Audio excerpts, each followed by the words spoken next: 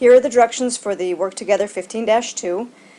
We are going to be analyzing our income statement, so we're going to be looking at the income statement you just completed in 15-1 Work Together to help us with this problem.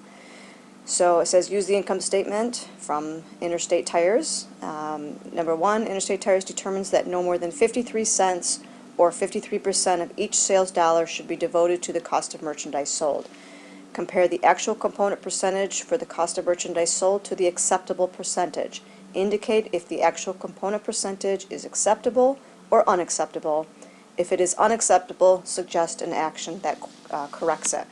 So again, we have to open up our 15-1 Work Together problem, and we're looking at these percentages right here. So the first one was asking us for the cost of merchandise sold, and our percentage is 51.9%. So we go back here and look at cost of merchandise sold, no more than 53%. So our actual is what we got on that problem, so it's 51.9%. And we're going to check off here if this is an acceptable result or a not acceptable result. It should be no more than 53%, so it's less, 51.9%. So it is yes, and it says to type a V to indicate a check mark. So right here we type a V under yes.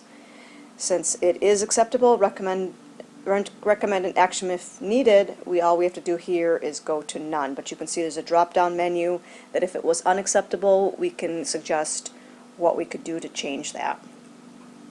The next one says gross profit on sales not less than 47%.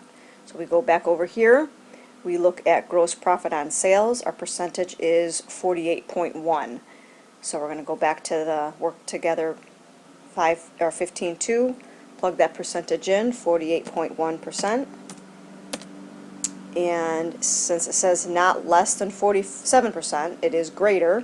So is it acceptable or not? The answer again here is yes. So our action needed here again is none. That is all we have to do for instructions number 1. Number 2, acceptable auto industry standard shows, oh, this is what we just did is number 2, I'm sorry. So again, the 47% of each sales dollar should result in gross profit. For Interstate Tires, compare that actual component percentage for the gross profit on sales. Again, indicate what to change it if we need to, and we said none. So we're on to number 3. Interstate Tires currently has 110,000 shares outstanding with a market price of $13.75 per share. Calculate the earnings per share and price to earnings ratio. So we're going to go down here and we need to find the net income after federal income tax. So we go back to our income statement. Down here, net income after federal income tax is this $62,907.35. So we're going to go over here and plug that number in.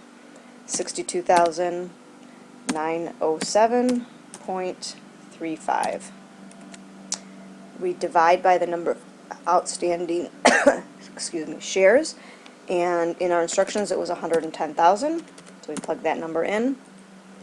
And when we divide 62,907.35 divided by 110, we get 0.57. Market price per share, they told us in the instructions, is $13.75, so we're going to plug that in, 13.75. Earnings per share is the 0.57 that we just calculated. And when we divide that out, we get 24.1 as our final answer for the price to earnings ratio. So that is it. Go on to finish this problem, 15-2 Work Together, and move on to the On Your Own problem for 15-2.